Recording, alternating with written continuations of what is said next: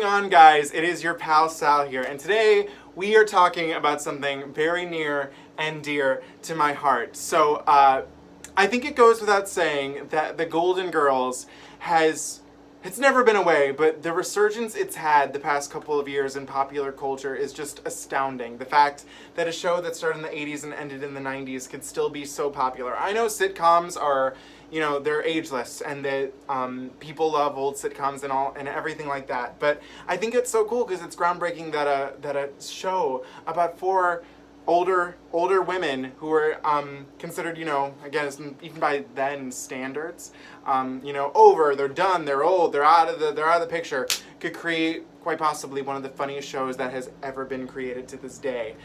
But we are not here today to talk about the Golden Girls, because we're here to talk about its spin-off, The Golden Palace. So a little bit of background about me and my love for the Golden Girls. I discovered the Golden Girls in my senior year of high school, actually. I was, what year would that have been? It would have either been 2014 or 2015 when I discovered the Golden Girls. So I'm very late to the game, as it's only 2020.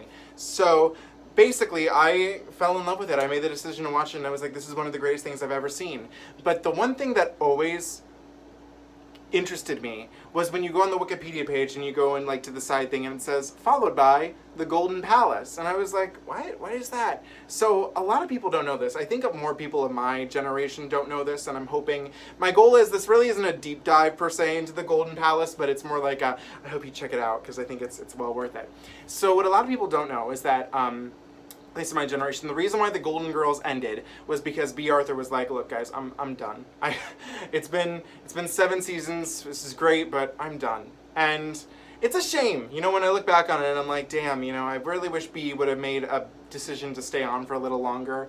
Because I've always found the ending of the Golden Girls a tad odd. It works, don't get me wrong, I think it works, but just a little odd, that a show so successful would end so abruptly. And well, actually, we're going to get into that when we talk about it. So, at the time, NBC was the one who aired the Golden Girls, and then they, it ended, and then CBS, apparently, I guess technically they picked up the rights for a spin-off, which was called The Golden Palace. And the premise of The Golden Palace is that Blanche convinces Rose and Sophia to buy a hotel and run a hotel in Miami.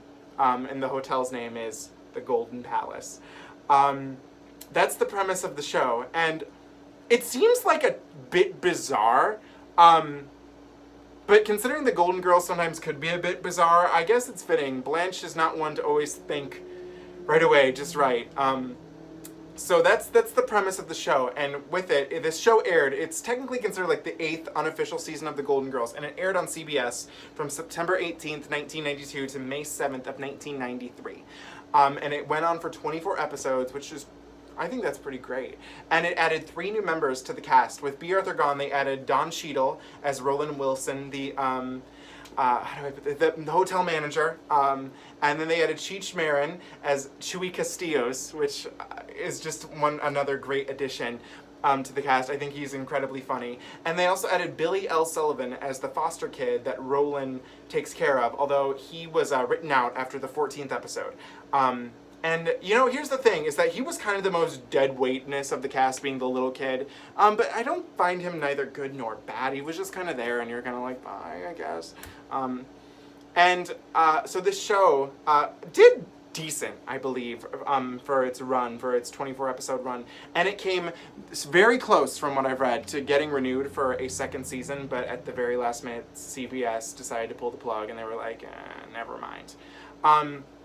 So I feel like this show gets a lot of flack because everyone's like, oh, B's not in it, I'm not interested. I was always kind of against that from the get-go because I understand that B. Arthur's not in it, but B, even though, if I was ranking the Golden Girls, my favorite Golden Girls go Blanche, Sophia, Dorothy, and then Rose. So the thing is that you still have 3 amazingly talented women, and just because B isn't there doesn't mean I think that the premise of a show just starring the other 3 isn't worth it. Because I think they pull this show off really effectively. It kind of makes no sense in retrospective, why would these women decide to buy a hotel? Why would they do that? It makes no sense, what's the point? But I think that there are two things that happen in this show that I think are really groundbreaking, and one of them was actually making some traction online a few weeks ago. It was this episode where I guess Blanche is like having some Daughters of the Civil War reunion type thing, or Daughters of the South, and she displays the Confederate flag all over the hotel, and Rowland is like, bro, this is racist. And Blanche is like, I just do not think it's racist. And then Rowland kind of proves to her that, yeah, it kind of is, and Blanche has to learn a lesson. And that seems so groundbreaking for airing in the 90s, like, especially, you know, that's still relevant today. I mean, everything that Golden Girls touched is still relevant today. So the other thing about this show is that B. Arthur guest starred in 2 episodes, and in these episodes we actually see Shady Pines for the first time, so that's kind of, it's interesting. It doesn't really play off all that well, but it's fun. And the one thing that I love is that B is mad at her character, Dorothy, is mad at them because they moved on without her. And Rose is, I forget, it's either Rose or Blanche, and they're like, you abandoned us. And in a sense, I know that this probably wasn't, but it was kind of a dig at B because she did just abandon the show. A groundbreaking show. It almost kind of reminds me of, and I'm not mad at B. I get it's all old history now, so what difference does it make? But it kind of reminds me of how Kim Cattrall was like, I'm just not going to do Sex and the City 3 because I'm better than that. And I'm like, you have one of the greatest characters ever written, and you don't want to play it again? Like, what the hell? Like, okay. So, but you know, I get it. Like, I'm not angry about it. So the other thing about this show is that you're wondering, well, if this exists, why haven't I seen it? Well, the weird thing about the Golden Palace is that it's kind of hard to track down. I believe that it's Disney who owns the rights to the show, but apparently, like, the thing is that whoever owns the rights to the the Golden Girls doesn't own the rights to the Golden Palace, and apparently that's why it's never seen like a digital or DVD release, and that's kind of upsetting to me because I really feel like if they had made the decision to put this on DVD, or even on Hulu with the rest of the episodes of the Golden Girls, I think it could really benefit from that because I don't think it's a bad sitcom at all. I think that maybe 1 season was enough because maybe it just wasn't the right flavor they want. I've also read that they tried desperately to get B to come back and then they would just continue the next season as the Golden Girls. But that never, B was like, no. So, I mean, yeah, apparently, like, this is what it says on Wikipedia, and granted Wikipedia isn't the most trusted thing. But syndication of the series is it is handled by Disney ABC Television. Although the series has never been syndicated as a standalone series, Lifetime, during the time it owned the rights to the Golden Girls, carried the Golden Palace on several occasions, running the series in rotation as a de facto 8th season of the Golden Girls. The current rights holders to the Golden Girls have to date not picked up the rights to the Golden Palace.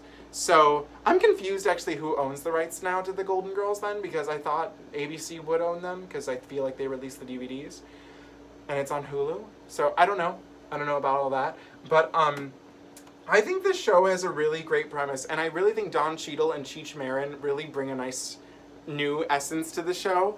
I think they're fun, especially Cheech as Chewy. The lines that he gets are just freaking hilarious. Him and Sophia going at it with each other is the funniest thing.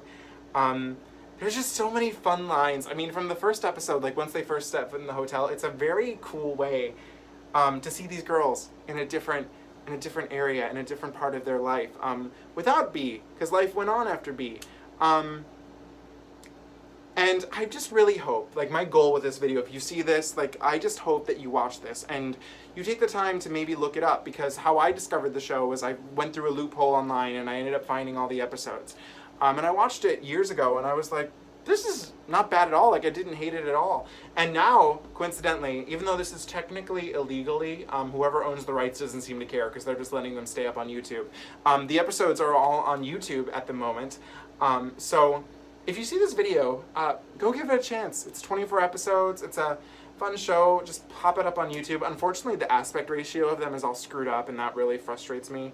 But other than that, I really hope that if you saw this video, you take a chance to go check out the Golden Palace. I just want to spread a little bit of awareness to it. I hope someone someday does like a deep retrospective of it, but that's not me. I just wanted to, again, spread awareness, spread the love, spread the Golden Palace. So that's about all I have to say. So guys, I have a question. What are your thoughts on the Golden Palace if you've ever seen it? And if you haven't, do you want to see it? let me know in the comments below. Because as always, do not forget to comment, like, and subscribe. Follow me on Instagram at Salvador J. Rocha, and I will see you guys very, very soon. Have a great day. Stay golden.